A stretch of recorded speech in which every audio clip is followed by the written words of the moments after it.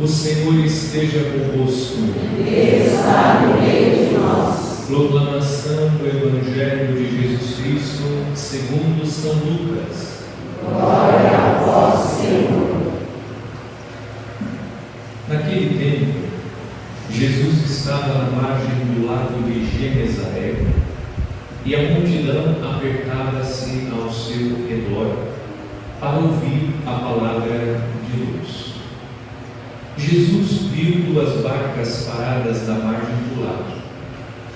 Os pescadores haviam desembarcado e lavavam as redes. Subindo numa das barcas, que era de Simão, pediu que se afastasse um pouco da margem.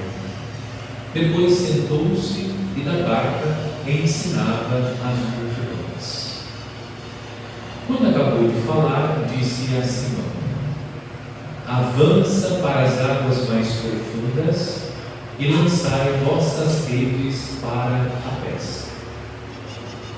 Simão respondeu: Mestre, nós trabalhamos a noite inteira e nada pescamos, mas em atenção à tua palavra vou lançar as redes. Assim fizeram e apanharam tamanha quantidade de peixes que as redes se rompiam. Então fizeram sinal aos companheiros da outra barca para que viessem ajudá-los. Eles vieram e encheram as duas barcas, a ponto de quase afundar. Ao ver aquilo, Simão Pedro atirou-se aos pés de Jesus, dizendo: afasta-te de mim, Senhor, porque sou um pecador. É que o espanto se apoderara de Simão e de todos os seus companheiros por causa da pesca que acabavam de fazer. Tiago e João, filhos de Zebedeu, que eram sócios de Simão, também ficaram espantados. Jesus, porém, disse a Simão: não tenhas medo, de hoje em diante tu serás pescador de homens. Então levaram as barcas para a margem, deixaram tudo e seguiram a Jesus. Palavra da salvação. Glória a vós, Senhor.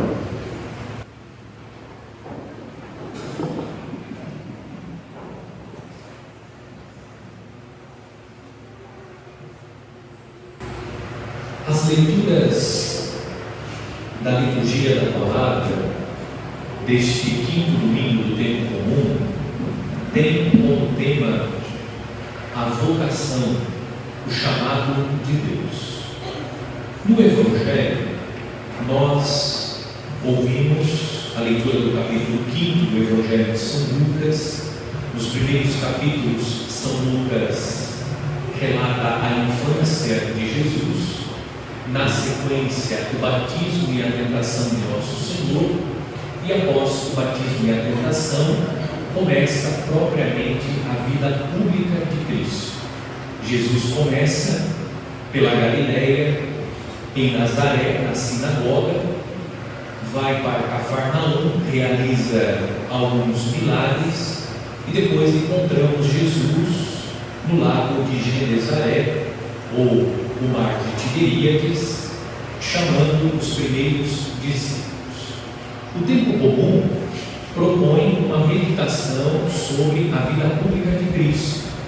Durante a sua vida pública, Jesus revela que ele é o Messias pelas pregações, ensinamentos e milagres, e ao mesmo tempo Jesus constitui a sua igreja, o seu grupo de discípulos, sobretudo o grupo dos 12 apóstolos, que terão o encargo de perpetuar no mundo, até a vinda gloriosa de Nosso Senhor, a obra salvífica de Deus. No Evangelho deste domingo, Jesus chama os primeiros discípulos, Pedro, Tiago e João, conforme a descrição do evangelista São Lucas. E a cena do chamado dos primeiros discípulos se desenvolve a partir do milagre da pesca milagrosa. Os discípulos, Pedro, Tiago e João, passaram a noite pescando, porém não fisgaram os peixes. Quando eles fazem a experiência do encontro com Jesus, aquilo que eles viveram durante a noite foi completamente diferente do que eles viveram depois do encontro com Jesus. E o encontro com Jesus é marcado pela escuta da pregação da palavra. Diz o texto que Jesus estava pregando, começou a ser comprimido pela multidão. Ele pede a Pedro o barco emprestado para que o som da sua voz possa ecoar de tal maneira que as pessoas escutem a pregação de Jesus. Terminada a sua pregação, Jesus deu uma ordem: avance para as águas mais profundas. É necessário lembrar que Jesus, do ponto de vista humano, ele não conhecia a arte da pesca. Profissionalmente falando, Jesus era carpinteiro. Jesus aprendeu a mesma profissão exercida pelo seu pai putativo, São José. Pedro era pescador profissional. Ele conhecia da arte da pesca. No entanto, Pedro não hesitou em ouvir a voz do carpinteiro. E por que Pedro ouviu a voz, o comando, a ordem do carpinteiro? Porque Pedro escutou a pregação de Jesus. E Pedro viu e ouviu que a pregação de Jesus, ela acontecia na autoridade. Certamente Pedro foi tocado pela pregação de Cristo e por isso decidiu acolher a ordem de Jesus.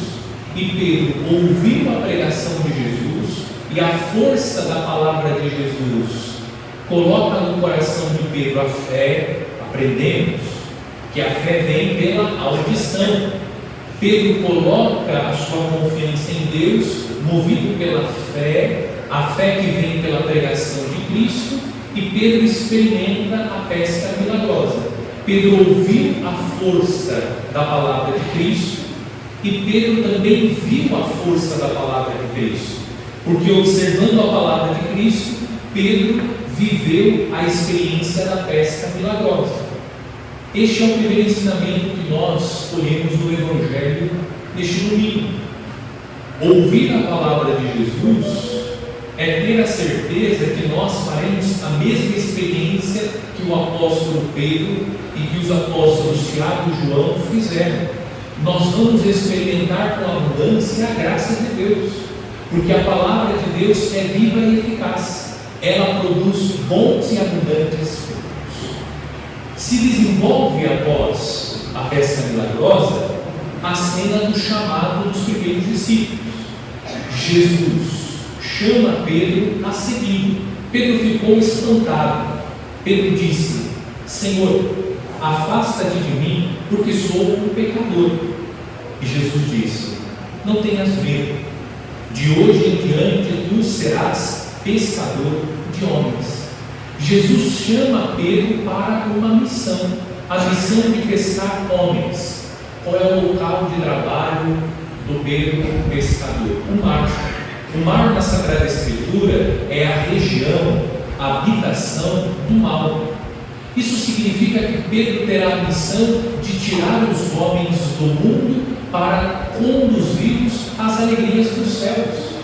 Pedro é aquele que recebe de Jesus a missão de salvar as almas, levando-as para as alegrias do céu. A missão de Pedro é a missão da igreja. A missão da igreja é a missão de todos nós cristãos. O chamado de Pedro é o nosso chamado. Deus também nos chama, cada um de nós segundo a sua vocação, a viver a missão de pescar almas, de ajudar as almas, os homens e mulheres a entrarem nas alegrias dos céus. A vocação é o meio pelo qual nós cooperamos com a missão de Cristo. O fim da nossa vocação, o fim da nossa vida não é a nossa vocação. A vocação é apenas o meio que Deus deu a cada um de nós para que nós pudéssemos cooperar com a sua obra. Porque Deus deseja ter na morada eterna todos os seus filhos, e nós, pelas nossas ocupações, somos chamados a cooperar com Deus. Observemos que Pedro é chamado enquanto trabalhava. Deus chama a todos, e cada um de nós, no seu contexto de vida, é visitado e encontrado por Deus que nos chama, diferente do profeta Isaías. O texto também é um relato vocacional. Onde estava o profeta Isaías? O profeta Isaías estava no templo, prestando seu culto a Deus. Ele viveu uma experiência mística com Deus no templo, e a partir da experiência mística, ele ouviu o chamado de Deus. Entretanto, Isaías reconhece que é um homem de lábios impuros. Pedro se prostrou diante dos pés de Jesus, dizendo: afaste-te de mim, Senhor, porque sou pecador. Isaías diz: Senhor, sou um homem de lábios impuros. O que fez Deus? O anjo com a tenaz tomou do altar a brasa incandescente e purificou os lábios do profeta. Capacitou o profeta para a missão. O texto ensina que os pecados não justificam a recusa ao chamado de Deus. Nós não somos chamados porque somos santos e bons. Nós somos chamados porque Deus é bom. Deus nos chama porque Ele é bom e amoroso. Apesar dos nossos pecados, Deus nos chama a cooperar com a missão de Cristo, a missão de salvar as almas. Como o profeta Isaías, que teve os lábios purificados pela brasa incandescente tirada do altar, Deus também nos purifica, nos capacita para que cada um, segundo a sua vocação, possa cooperar com Deus. E por fim, São Paulo. O texto também é vocacional. Embora o texto não esteja dizendo explicitamente, descrevendo explicitamente o chamado do apóstolo São Paulo, é o próprio apóstolo que está reconhecendo que o seu apostolado, a sua missão, é fruto da graça de Deus. Pedro, Tiago e João foram encontrados no trabalho. O profeta Isaías foi encontrado no reino. Paulo foi encontrado no caminho para Damasco. Paulo estava no caminho de Damasco, indo perseguir os cristãos, prender os cristãos. Paulo estava distante de Deus, imerso no seu pecado, perseguindo os cristãos. Deus o encontrou no caminho de Damasco e chamou o apóstolo São Paulo para que ele deixasse de ser perseguidor de cristãos e tornasse um grande apóstolo de Cristo. Deus chama cada um de nós. Nós não estamos neste mundo como fruto do acaso. Ainda que o nosso nascimento tenha ocorrido dentro de um contexto de não planejamento, de falta de maturidade dos nossos pais, ou por um descuido deles, mesmo que tudo isso faça parte da nossa história, a vida é um dom de Deus. Se nós estamos aqui, é porque Deus nos concedeu a vida. E dando a cada um de nós a vida, Deus também colocou em nossas mãos uma missão. Nós não estamos neste mundo por acaso. Deus nos chama à vida e, dando a cada um de nós a vida, Deus nos convida a cumprir a nossa missão. Você já descobriu qual é a sua missão? Você já descobriu, já compreendeu qual é a sua vocação, ou como viver a sua vocação para cumprir a sua missão?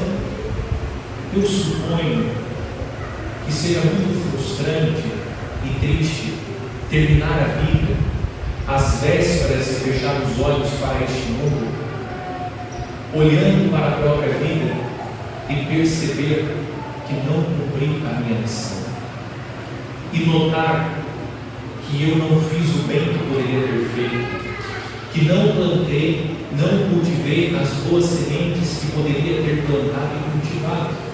O que nós estamos fazendo enquanto vivemos esta vida? Esta vida tem uma data para começar e uma data para terminar. O que nós estamos fazendo enquanto vivemos esta vida que recebemos de Deus como dom? Como nós estamos vivendo as nossas ocupações? Como nós estamos respondendo o chamado de Deus? O que nós estamos fazendo? Qual será o legado que nós deixaremos? Como nós seremos lembrados? Como as pessoas irão recordar de nós? Por quais obras nós seremos recordados? Por obras que são boas? Por obras que levaram as pessoas para perto de Deus? Por obras que despertaram no coração das pessoas o desejo de buscar o céu, a vida eterna? Ou seremos lembrados por obras que afastaram as pessoas de Deus? Por obras que foram um verdadeiro empecilho, impedindo as pessoas de ter acesso a Deus, de chegar a Deus? O que nós estamos fazendo? O que nós estamos fazendo para cumprir a nossa missão? Pensemos, irmãos e irmãs, Deus chama a todos. Não devemos olhar para os nossos pecados, devemos olhar para aquele que nos chama. O profeta Isaías, um homem de lábios impuros, Pedro reconhece diante do Senhor que é um pecador. São Paulo diz: vivo a minha missão pela graça de Deus, sou o que sou pela graça de Deus. Nós somos frágeis, débeis, pecadores, e mesmo assim Deus nos chama. O que nós estamos fazendo para responder o chamado de Deus? O que nós estamos fazendo enquanto vivemos? Qual é o legado que deixamos?